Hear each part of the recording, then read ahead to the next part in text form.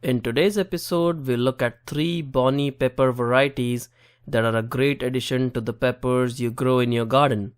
We'll look at the Bonnie's Green Bell, Big Bertha, and Garden Salsa pepper varieties.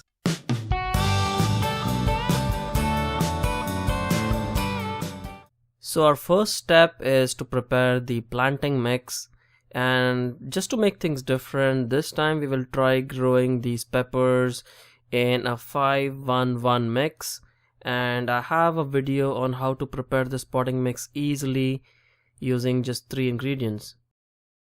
5-gallon buckets are great for growing peppers. They're almost the perfect size for growing peppers. You need to make sure you have holes for good drainage.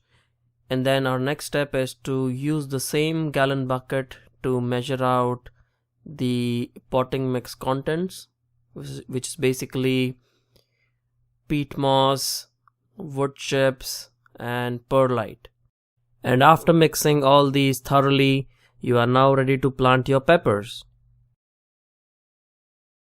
So we will be planting the Bonnie's Green Bell pepper variety first. So this is basically a green bell variety, which means that it's a sweet pepper variety, and the scoville rating or the heat rating of green peppers or sweet bell peppers rather is 0. So basically it has no heat. It just starts at the level of 0, and then all the other peppers are measured from this level. And we will be using the same container and the same planting mix for our next variety, which is called Big Bertha. Now I have reviewed the Big Bertha pepper variety in a separate video, and by looking at the complete profile of the Big Bertha pepper, you will get an idea of how this pepper variety performs, and it's a stellar performer. This pepper will give you really nice quality pepper, which you can use for a variety of dishes. And this is the third pepper variety that we are planting, and this is the first time I'm growing this pepper variety. It's called Garden Salsa, and it's supposed to be a hotter pepper variety compared to the green bell pepper. And this pepper variety produces pods that look a little bit like cayenne or serrano peppers. However, I found this pepper variety to be a little bit more flavorful, and it's also an easy producing pepper variety, as you'll soon see. We are growing this pepper variety in a whiskey barrel container, and since this is a big container, we will be growing another Bonnie Green Bell pepper variety right next to it. And the whiskey barrel container has enough room to grow 2 pepper plants. Now there are a lot of insects that can cause damage to your pepper plants. To protect against aphids, I am just spraying this pepper plant with a soap solution, and that takes care of most aphids. Now some of the holes that you see on the plant are also caused by slugs. So the only way to get rid of slugs is to go out at night and pick them, or use some other methods which I do not recommend. And I know a lot of you who do not use any supports for growing peppers, and that's perfectly fine.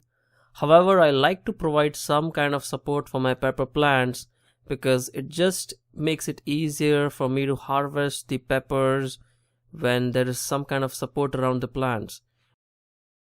And at 50 days you can see that the Big Bertha variety of pepper has grown into a nice healthy plant and is producing not only a lot of blossoms but also a lot of fruits here, as you can see, and these will get a lot larger as time goes by.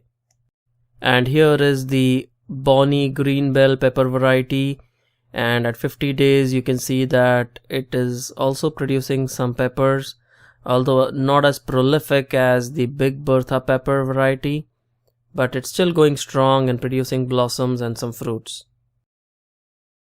So 75 days later, you can see that the peppers have really become bigger in size, and they will continue to get bigger. This is still not the time to harvest the peppers. And for the first time, by using this potting mix, I've seen that the peppers do grow pretty well, but you need to remember that you need to provide your pepper plants with a nice liquid fertilizer every 2 to 3 weeks. You can see here again the Big Bertha pepper is still growing bigger in size. And coming back to the potting mix, this is an inert medium, which means that wood chips, perlite and peat moss don't have any nutrients. So it's very important that you add some kind of fertilizer to your potting mix. The Garden Salsa pepper variety is also looking good, but not as prolific as the other pepper varieties, and it has still not started producing a lot of peppers. You can see a few peppers, and let's go ahead and harvest some of these peppers. So as you can see here, these are medium-sized peppers, not as big as cayenne peppers, neither small as some of the other hot pepper varieties. But for a decently hot pepper variety, this is a good prolific producer. It did produce a lot of pods throughout the growing season. And these plants are growing in a regular potting mix, the conventional potting mix, not the 5-1-1 mix. And as you can see here, they are not as prolific as the ones growing in the other potting mix. So 85 days later, it's time to harvest the Big Bertha pepper. And as you can see here, a pretty large pepper, and this is what I like about the Big Bertha. It produces peppers that are pretty large in size, and this is still one of the smaller sized peppers that I harvested, and you will see towards the end some more peppers, some more Big Bertha peppers being harvested. And let's go ahead and harvest the green bell pepper variety as well. As you can see, nice looking peppers, although not as big as the Big Bertha. However, still produces pretty good looking peppers that can be used in a variety of dishes.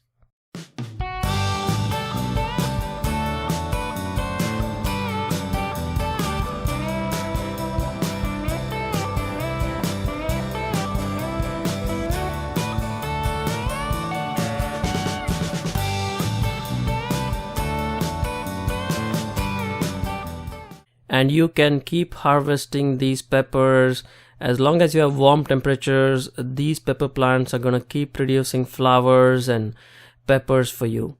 So let's go ahead and harvest some more of these two pepper varieties.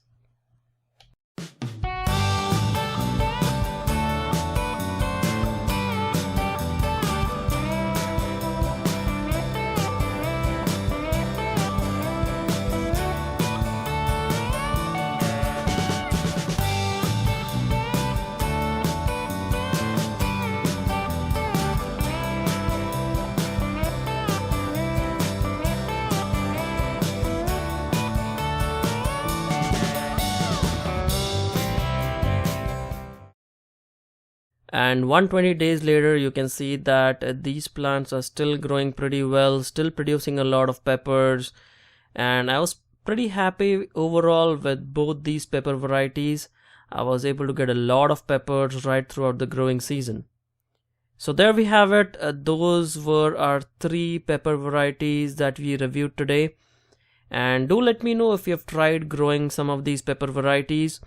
Or if not, do these pepper varieties look like good varieties to grow? And whether you are going to be trying out growing these pepper varieties in the next growing season.